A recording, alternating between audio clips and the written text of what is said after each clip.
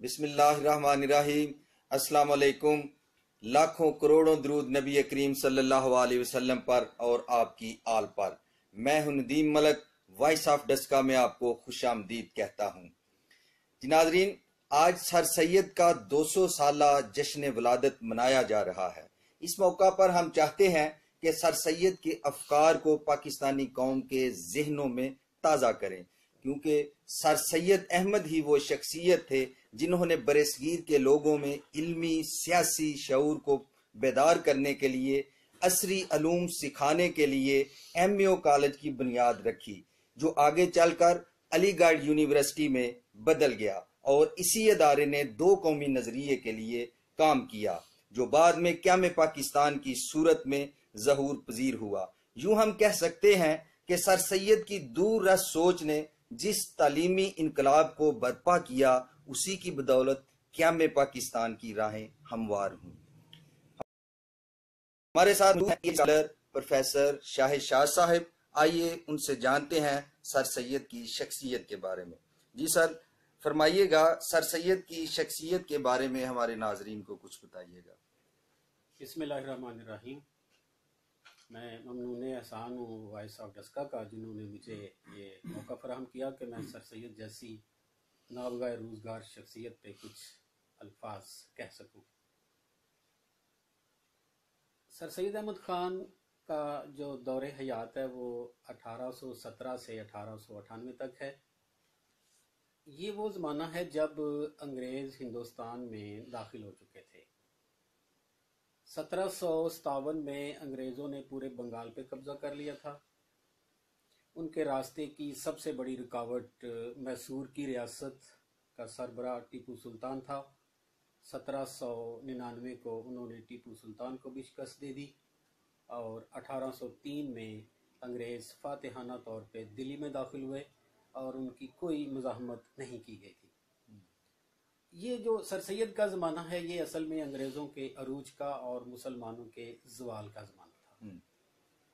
1857 کا ہنگامہ برصغیر پاک و ہند کی تاریخ میں ایک بہت بڑی حیثیت کا حامل ہے۔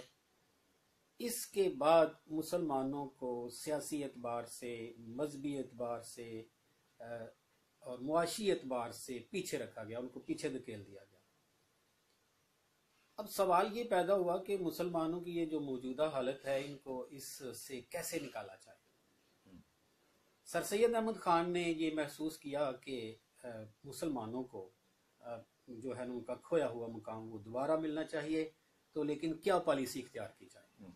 سر سید احمد خان کی پالیسی یہ تھی اس سلسلے میں کہ مسلمانوں کو سر دست سیاست سے دور رکھا جائے، اور علمی اعتبار سے، تعلیمی اعتبار سے اور مذہبی اعتبار سے ان کو زیادہ جو ہے نا وہ پروموٹ کیا جائے۔ تو اس سلسلے میں سر سید نے اپنی ساری صلاحیتیں، ساری زندگی کا اثاثہ جو ہے وہ اس کام کے لیے صرف کر دیا تھا،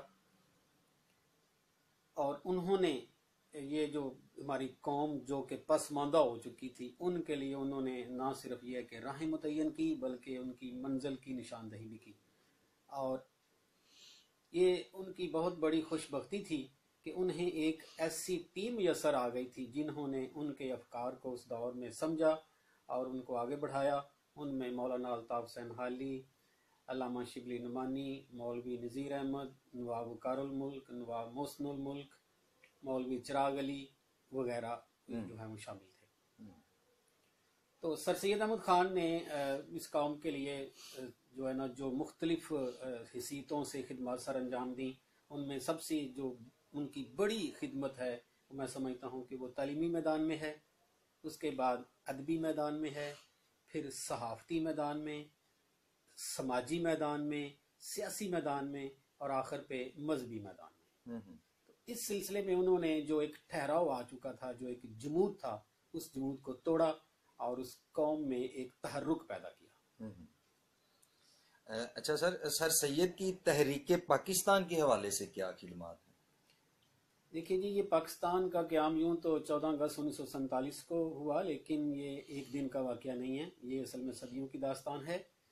تو قیام پاکستان کے سلسلے میں سر سید احمد خان سے بھی پہلے جیسے شیخ احمد سرہندی، شاہ ولی اللہ، شاہ عبد القادر، سید احمد بریلوی، اور اس کے بعد سر سید کا نام آتا ہے۔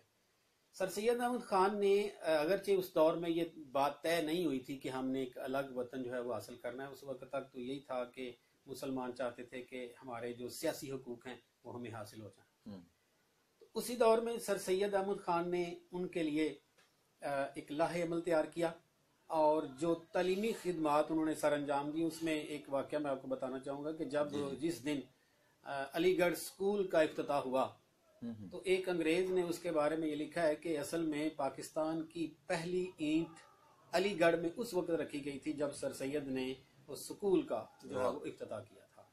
تو اس طرح یہ اصل میں دو قومی نظریے کو بھی پروان چڑھانے میں، بلکہ اس کی بنیاد جو بنانے میں بھی سر سید کا بہت بڑا جو ہے وہ کردار ہے، اور ان کے نظریے کو لے کر ہی آگے پھر تحریک پاکستان کے حمایتین نے اس نظریے کو آگے بڑھایا تھا۔ تو گویا یہ پاکستان کی جو بنیاد ہے وہ سر سید احمد خان نے ہی رکھی تھی۔ اچھا سر، علامہ اقبال اور سر سید کی پیدائش تو ایک ہی مہینے یعنی نومبر میں ہی ہے، تو کیا ان دونوں بڑی شخصیات میں کوئی فکری مماثلت بھی پائی جاتی ہے؟ یہ صرف ایک حسن اتفاق ہی نہیں ہے، بلکہ یہ حقائق ہیں کہ علامہ محمد اقبال نے اس سے بہت فیض حاصل کیا ہے۔ بلکہ کہا یہ جاتا ہے کہ اگر سر سید نہ ہوتے تو شاید حالی بھی نہ ہوتے، حالی نہ ہوتے تو شاید اکبر بھی نہ ہوتے، اور اگر اکبر نہ ہوتا تو شاید علامہ اقبال بھی اتنی بڑی شخصیت نہ بن پاتے، کیونکہ علامہ اقبال نے جن بنیادوں پہ اپنی فکر کی عمارت تعمیر کی ہے اس کی بنیادیں سر سید، حالی اور اکبر نے جو ہیں وہ بنائی تھیں۔ تو علامہ اقبال نے سر سید کے بارے میں جو ہے وہ ان کا ایک مرثیہ بھی لکھا ہے اور ان کی خدمات کا اعتراف کیا ہے۔ تو جو نظریہ سر سید احمد خان کا تھا پاکستان کے حوالے سے یا مسلمانوں کے حوالے سے یا دو قومی نظریے کے حوالے سے، تو وہی بات جو ہے وہ علامہ اقبال نے کی تھی۔ تو گویا دونوں میں فکری مماثلت موجود ہے، اور دونوں نے جو جدید علم الکلام ہے اس کی تجدید کی تھی۔ اچھا سر سید نے اتنا بڑا کام کیا تو ان کی مخالفت کی کیا وجہ ہے؟ سر سید کی مخالفت اصل میں ہوئی تھی ان کی مذہبی خدمات کی وجہ سے۔ اس میں کچھ حقائق درست بھی ہیں اور کچھ کو جو ہے وہ جان بوجھ کے بڑھا چڑھا کر بیان کیا گیا ہے۔ اصل بات یہ تھی کہ سر سید جدید علم الکلام کا بانی ہے۔ مسلمانوں میں ان دنوں میں چونکہ علمی حوالے سے وہ بہت پیچھے تھے، تو جب سر سید احمد خان نے ان کے سامنے علمی باتیں کی، اور خاص طور پہ جو انہوں نے کی ان کی جو تفسیر ہے اس کی جب انہوں نے تفسیر جدید علم الکلام اور سائنسی مفروضات کی روشنی میں کی، تو ہمارے علماء کو یہ بات ہضم نہ ہو سکی، اور اس وجہ سے ان کی بہت زیادہ مخالفت ہوئی۔ اس میں کچھ حقائق بھی شامل ہیں، جیسا کہ سر سید احمد خان نے جو قرآن پاک کی تفسیر کی ہے اس میں 17 مقامات ایسے ہیں جس میں سر سید نے جمہور علماء سے اختلاف کیا ہے۔ مثال کے طور پہ سر سید احمد خان واقعہ معراج کو اس شکل میں نہیں مانتے جس شکل میں آج ہم مانتے ہیں۔ ان کا یہ خیال تھا کہ واقعہ معراج جو ہے وہ نبی پاک صلی اللہ علیہ وآلہ وسلم کو عالم رویا میں جو ہے وہ دکھایا گیا تھا، جبکہ ایسا نہیں ہے۔ سر سید احمد خان عذاب قبر کو بھی نہیں مانتے۔ پھر سب سے بڑی بات یہ کہ سر سید احمد خان حضرت عیسیٰ علیہ السلام کو بھی بغیر باپ کے ماننے کے لیے تیار نہیں ہے۔ پھر جو سورۃ فیل الم تر کیف فعل ربک باصحاب الفیل، اس میں جو ابابیلوں کے کنکر مارنے کا تعلق ہے اس کو بھی سر سید احمد خان کو اور ہی توجیہ کرتے ہیں۔ ان کا خیال ہے کہ یہ جو آسمان سے ابابیلوں نے کنکر پھینکے تھے وہ اصل میں کنکر نہیں تھے، وہ ٹھیچر کی بیماری تھی۔ پھر وہ اصحاب کہف کے جو تھے واقعہ، اس میں جو 300 سال وہ سوئے رہے، سر سید احمد خان اس کو بھی سائنسی اعتبار سے ماننے کے لیے تیار نہیں ہے۔ تو یہ کچھ باتیں تھیں جن میں ہمارا ایمان یا کہہ لیں کہ جمہور علماء کا ایمان کچھ اور طرح کا تھا، اور سر سید احمد خان نے اس کی توجیہ علم الکلام کے حوالے سے یا سائنسی علوم کے حوالے سے کرنے کی کوشش کی، لیکن چونکہ اس دور میں سائنس اتنی ترقی نہیں کر چکی، اس نے نہیں کی تھی، تو بہت سی باتوں کی سائنس کو سمجھ نہیں آئی تھی۔ اور لیکن سر سید احمد خان نے جو ایک رستہ دے دیا تھا، ایک طریقہ کار دے دیا تھا اللہ کی آیات کو جو ہے وہ سائنسی روپ دینے کا، اس کا فیضان آج تک جاری ہے اور وہ جاری رہے گا۔ تو یہ بلکہ سر سید کی بہت بڑی خدمت بھی تھی، تو لیکن اس زمانے میں یہ علماء کو چونکہ ہضم نہ ہو سکی، تو اس لیے ان کی بہت زیادہ مخالفت کی گئی تھی، اور ان کی مخالفت میں ہمارا جو علماء کا طبقہ تھا یہ تھا پیش تھا، اور شاعروں میں اکبر الہ آبادی نے۔ لیکن جب سر سید احمد خان کا انتقال ہوا تو اکبر الہ آبادی یہ کہنے پر مجبور ہو گئے تھے کہ ہماری باتیں ہی باتیں ہیں، سید کام کرتا تھا۔ اچھا سر سید کی ادبی خدمات بھی ہیں کوئی؟ سر سید کو جو ہماری یہ جو جدید اردو نثر جس کو ہم کہتے ہیں نثر عاری، اس کے بانی تو اگرچہ غالب ہیں، لیکن اس کو پورے بر صغیر پاک و ہند میں رواج دینے کا سہرا جو ہے وہ سر سید کے ساتھ ہے۔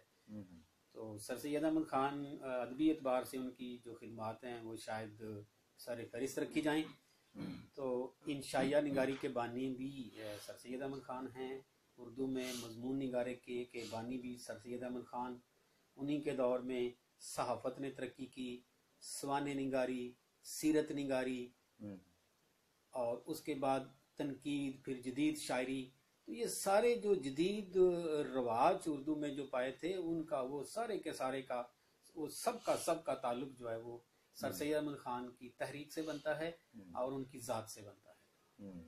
اس لیے علامہ شبلی نعمانی نے ان کے بارے میں کہا تھا کہ اردو ادب جو ہے وہ سر سید کے احسان سے سر سید کا احسان برداشت نہیں کر سکتی، اتنا زیادہ احسان ہے کہ اردو ادب جو ہے نا وہ تا حیات، یعنی جب تک اردو ادب ہے سر سید کی خدمات سے انکار ممکن نہیں ہے۔ جی ناظرین، علمی و ادبی اور فکری شخصیت سر سید احمد کے بارے میں ہم پروفیسر شاہد شاہ صاحب سے جان رہے تھے۔ پروگرام آپ نے دیکھا، اپنی فیڈ بیک اور قیمتی آراء سے ہمیں ضرور آگاہ کیجیے گا۔ مجھے اور وائس آف ڈسکا کی ساری ٹیم کو اجازت دیجیے گا۔ اللہ ہم سب کا حامی و ناصر ہو۔